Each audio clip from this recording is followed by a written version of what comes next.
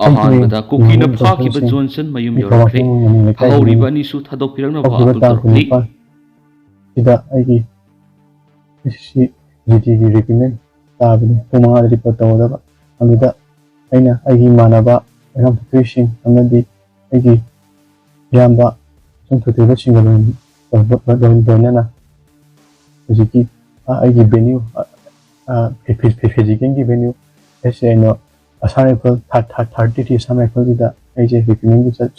chachogani aduda aina Google Map ta asi adita sai phane tharaga tatida lambi je lamang eno tore aduna bilamana bu oire aduga aise koji keno change aduga ki sina ko ki jaga da aina hamdana changal bere aduga aigi manaba amadi aigi yamba amadi ai sama aina haza aigi yanda ko khapire aduga khale aduga koji kume mokudagidi noga aina tongan thamaga aigi yamba amadi yamba tongan tawbiga aisi smai tugana ai falna rescue tawbire aduga anjabira pani aduga smai tugana engonda upiriba meaning si smaina aigi yamba aigi naupa jina aigi manaba amdi aigi yamba de amutang sibuna ningsigi pagado upi aina mukana kurumje Makasa tharakpo in social media site oriba Facebook ta koronga makhumana phongdura po wapam khram myamna thamjage tengoloi punamakpu ikoknona ikai khumnajari imung manunggi awaba leita laira ana ayekaya khangduna iraibak iprop kidamak kathokduna hotnari masigi hotnajamal lemna mangre habu wapam koronga makhumana thamnakli Ngasinumida wairam phongkhiba tongan ba Manipuri si phongsinga masum thokhiba thodowa thoksingdagi maroibi ipau sing myamna thamjari ahanbada kangla paudagi lokusaraga recruitment yawba sakhiba anga ani fajinkhraga government demand torakpa haibasi theories gi thawongni amuko Kaithel manbida army recruitment yawba sakhiba anga ahungi manungda ama rescue tawraga ani na haujuk phawba thiba phangdana leiriba sida government of India na lawriba thawdang siningba kainingai wairi Koki Kulai Pibisina Pazinduna Tamlibanaha Ania Sikarigumba Patanung the Tolabadi Security Advisor DGP Emma the Union Home Minister Napuga Vanihina Amuko gi President PH Nandoluan Fundokri Nasi Amuko Poide Lemerul Maira Pibi Amadi Amobana Punasindunangasi Kwakatilla Labor Amuko gi Office the Pangtokiba Pau Mipamada Wapamazi Fondo Laduna Nandona Makatan High Thasigi Kungatareta SSC gi recruitment yaw sakhiba na ahung ko ki khulai paibisina phajilaga makhoi ahung gi manungda amakaktamak thadolaga ani na phajinduna thambagi thawong asi yamna ningba kainingai ni karisu mara laijadaba micham phajinduna thamlaga tuan thawong kya satharakli basi terrorist amana sathaba thawong ni kuki khulai paibisina pharaga hostage oina thamle hairibu mafam asi singi mafam amadani mafam asi central force na khurak khangdana lairaba mafam ni Miyo hum phabada miyo ama kalabanina pharibasi kanano kadaide thamlibano haibasi central force na khangkham thui atupu naha ani hauju phawba kanmangamdana laidibano haibasi asabu hang amani sapmanaba mongda sapmanaba maphamdigi miyo hum pharaga miyo amana thadolaga miyo ani na phajilaga thamba misam pharaga government demand tawbigi thawong asi kya thengnarakti Tauriba Mongasi, government official Amanatragana, Kanagumba Ama Paraga, government demand of Oiragadi, Maduna, Tongan Wapamani, Masidi, Army recruitment Yaunaba, Mamanaba, Horaga Sakivani, Asuguma Muebu, Pazilaka Tamba Hivesidi, theories Gitoni, Nakalamaromda, Union Home Minister Amit Sagi Wahayamana, Mankribanaha, and Eduki Punsi Kanbangamgani Havesi, Miam Hupna Kanglabo Pamni, Adabangasi Pava, Wahi Amata Hide and a lady bus level Tivani. Punamasiki Yanglaga Karigumba Mankribanaha Aniasi, Kanmangam Daduna, Kudung Tiba Toki Batara, but the India Lengan Manipur Iransi, Makasa Tahana Bohona Vani Haina, Logani. Masigi Matak Makata Natulago Apapataki Texak Pumba, Security Advisor DGP Amadi, India Lengana Pugata Venhana Sumana Makatana Fundoki Makasa Tarakpo and a Kanglai Paki Mairadana Sum report Tauri, Malem Thongamna Chief Minister N Beren unaduna wari sanakre state lengas marol thoktabag sa manare Malem Manipur gi apunba saktam thugaina bo honarabada kokizau MLA taragi mathakta Manipur lengana action amata lokhatabagi mayokta numit taraga mangani matam pikraba matung Chief Minister N Berena khangalakpagi matung ina nga seyuk Malem Thongamna CM gi offices unaduna wari sanakre wari sanaruba matungna Malem Thongamna paumisingda unabada amada haikibada Manipur lenga amadi madi lainabasingna Manipur gi apunbagi saktam thugaina bo honariba kokizau MLA taragi mathakta action lokhatpina bo haichakibu wapum lenga na wa oina tabidre lenga asina kokizau MLA singda wa ngangbagi sakti leitabaga sak manare iste lenga si lon thoktabaga sak manare lenga na wa ngangba ngamdrabadi dabi phangdriba phawba khongjang haloi kariguma dabi phangdrabadi CM gi banglo mamangda suicide tawduna seasonabagi phireb adu hongba lairoi haikena su pawsta phongdorakli atop paomana Kuki militant sing na phajinduna lairiba naha ani gi matangda anauba JAC ama CM-duna CSO sing amadi miyamna sumateng pangbina ba haijarakli Kaithel manuida leiba army gi camp ta ngang pangthukiba SSC general duty gi recruitment rally yawba sakhiba naha ahum Kuki singna phajinkraba matung ma ki makapuna saminakhiba thawbal laisang themdagi oinam thoithoi amadi khengman wangmataba thoksom Thoi bigi mari makong khang mangamdana lairiba sigi matangna ngasi ayuk pung 8 makai taba matamda thawalai sangthem awang laikai angau khongbal community hall mifam ama pangthokre mifam aduna naha ani phajinduna thamkiba thawdo du gi matangna anauba JAC ama semkiba galoinana JAC gi convener oina laurembam subo ko convener oina ningombam rajobu khankiba galoinana member tara su khankhre Loinara JAC na thawdo du gi matangna Manipur gi governor amadi minister da memorandum ama pisinbo yauna warep kya lokre mifam aduga mari lainana JAC gi convener and subol na phongdokhibada Kuki gi makut lairiba naha ani asibu phangna bo hona bada civil society organization sing amadi miyamna sumateng pangbiu thangle hariba naha adusu aikoi gi khutta sinnarakta maramna mama mapa amadi miyamda samamna ba amadi lehelle hariduna laingana su athubada laingana JAC amadi imung manung sinabiu hai amaromda kaithel manbida pangthokpa SSC na loba JD recruitment yaurunabagi damak tha sigi kunga tereta thawbalgi sakhiba maitai masa ahum Kuki sina fajinkiba gi mayokta ngasi ayukai laisang them awang laikai community hall miyam gi mifam ama pangthoktuna warep kya lokre ngasigi mifam adu wa ngangladuna angang sing adugi mama mapa singna phongdorapagi matungina aikhogi isa sing adu Bharat Sarkar gi siphai khananabagi lamjel yawa sakhibani pabung berena maitai masa asingba oirabadi oiba tarabadi aikhogi punsiba amuktang di kanbiu iyamba singi demand asisu pabung berena yariba makai athubura phangnaba pabung berena honabiu habisini amaromda hauji Kuki militants na phajinduna makhoigi custody da lairiba naha ani asi kannabagi mari lainana ngasi Chief Minister gi secretary Congress ki MLA ani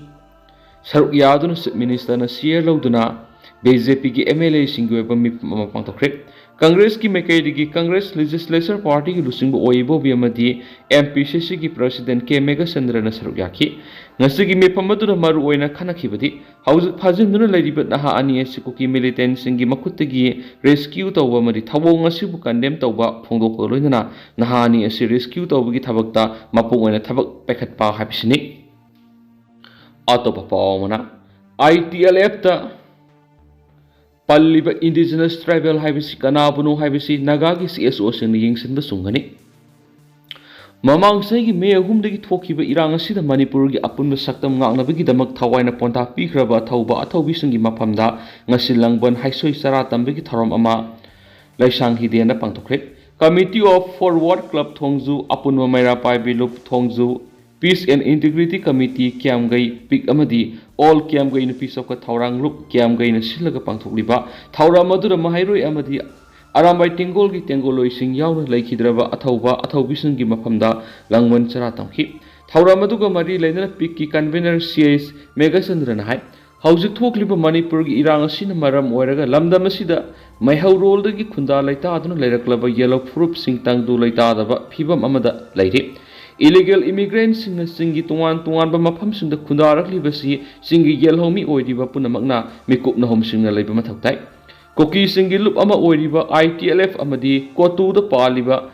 Indigenous Tribal amadi Tribal Unity haibasi Kanabuno haibatu Nagagi lairibasi SO singna yengsin basungani Natrabadi Koki narco terrorisingi Saro lang the Yellomi oiriba Naga singsu Malem Gimia Mamang Lana Unabigi Masa Am oirakane Maramaduna Kuki narco terrorist na Tok liba Kongtang Singasidagi Tungi Mirol amadi Manipur upon Masaktam Kananaba Yellow Furup Sing Amatu and a Punshin Bigi Tangai Fadabatu Lakli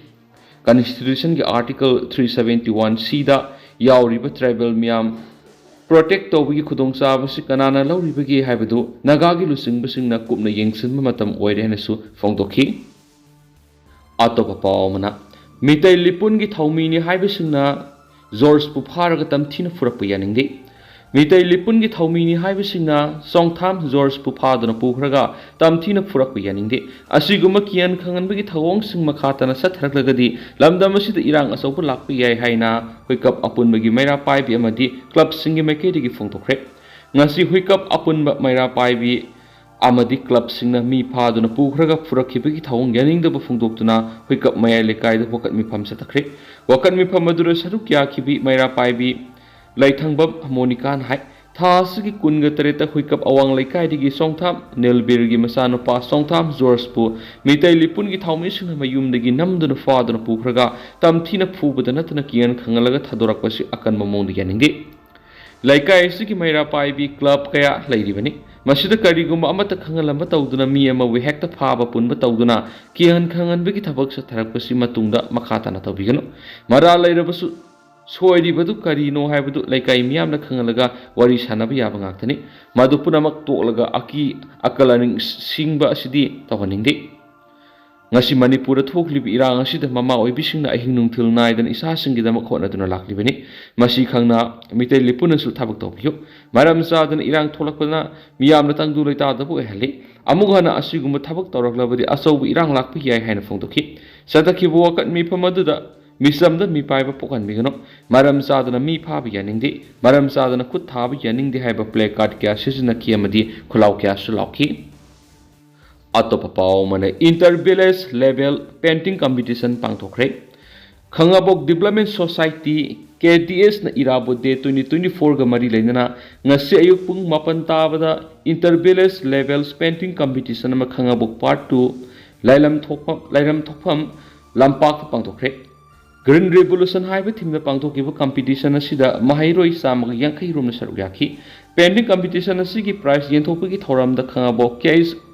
Kundon Upper Primary School ki Headmaster in charge Moirangthep Direna Chief Guest K1 Aviation ki founder and MD Kundrakom Sankaramasum Guidance Novodia and Sainik Institute Khangabo ki founder Moirangthep Hemana Guest of Honor Oiki Amadi Khangabo Development Society Laisram Lenina Presaitoki Class 3, 4 amasum 5 ki mahiroi singna sarugyaki ba painting competition asida Isdan Star Higher Secondary School ki mahiroi Kundrakum Lanthoiba Maitaina Ahanba Mana Shindam Novodia and Sainik Coaching Center ki Mahairoi Puspa Saikom Anisuba Madi Wisdom Foundation ki Mahairoi Johnson Sagolsen Ahumsuba Shindam Novodia Mari Sainik Coaching Center ki Mahairoi Sursan Hizam na Mari Suba Madi Excellent Foundation ki Mahairoi Kundrakum Sanathoina Mangasuba Position Taki